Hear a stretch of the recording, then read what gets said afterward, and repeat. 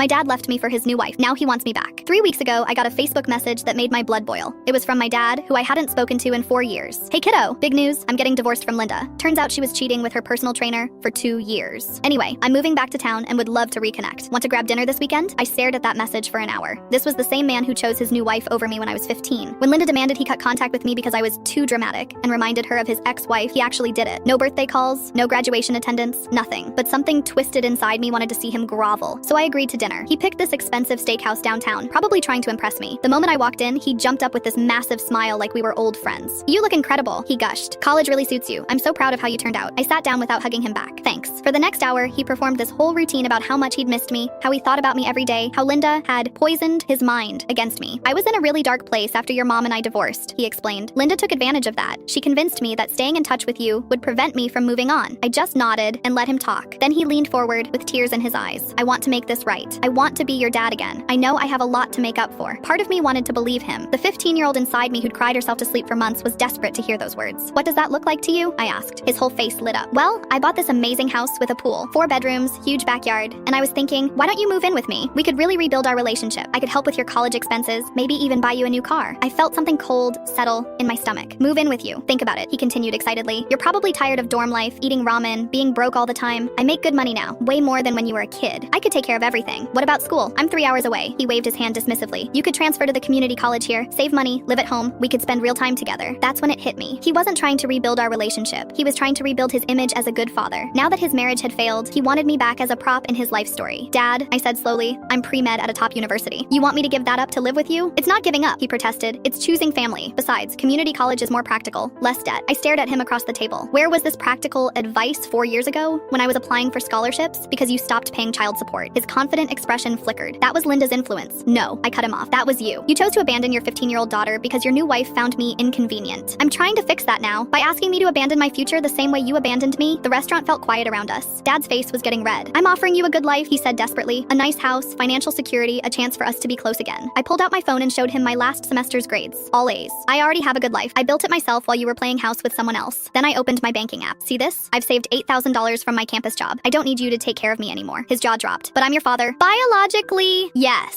But fathers don't disappear when their kids need them most. I stood up and grabbed my purse. Thanks for dinner, but I'm not interested in being your redemption story. Wait, he called after me. Where are you going? I turned back one last time. Back to the life I built without you. I've ignored his 47 calls and 23 texts since that dinner. My mom told me he even showed up at her house begging for my address. Yesterday, he sent one final message. I know I messed up, but I love you. I just want my daughter back. I replied, your daughter grew up. She doesn't need you anymore. Then I blocked him everywhere. Some people don't deserve second chances.